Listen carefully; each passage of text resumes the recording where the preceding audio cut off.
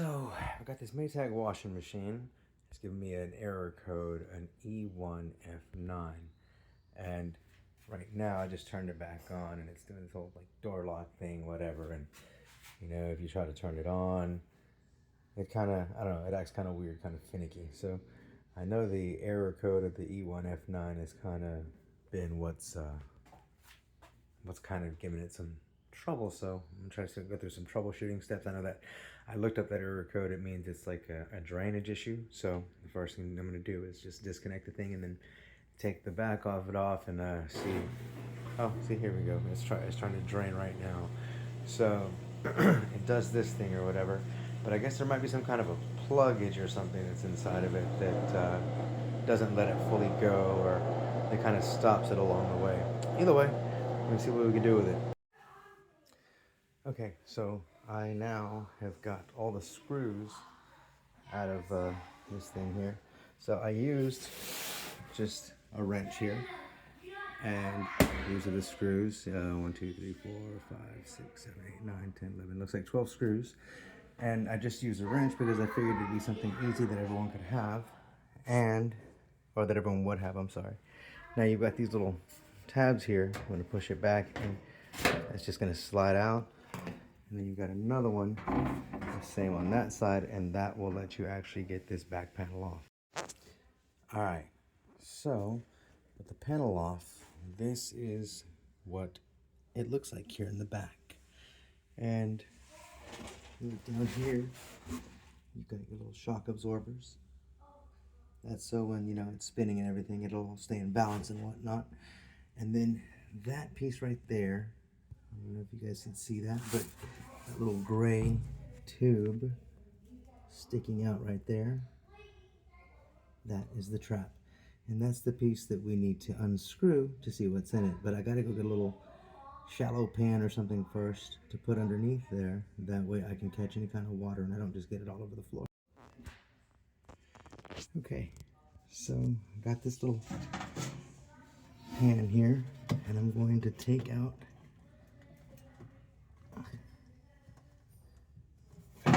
That's actually tougher than it seems. And I'm in a really bad angle here. In 1 second. Okay, so I was able to get it, but right here, there was a little crossbar that went from side to side, and that was kind of getting in the way of me getting a good angle on it.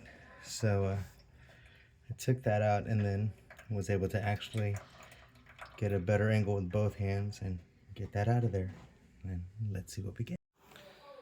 Okay, so this here is what was in the filter trap here. And all this stuff that's in here, it could have possibly been clogging it. So anyway, I'm gonna give this thing a good little rinse down and then try to install it back in there and see if that fixes the problem. We'll see in a second. Okay, now that that's done, go ahead and try to see if we can get back in here. Actually, let's check in here and see if there's any kind of obstruction that we can get. I really don't see much, but anyway, we will put that back in here, tighten it back up. All right, and that's getting snug. Next, I'm gonna put the crossbar, and since it's only me recording, I'll show you what that looks like when it's done. Okay, so there's the crossbar installed, and I don't remember if it took a screw on the top one here or the bottom one, but that's okay because I can still put the back panel on and that's not going to affect it.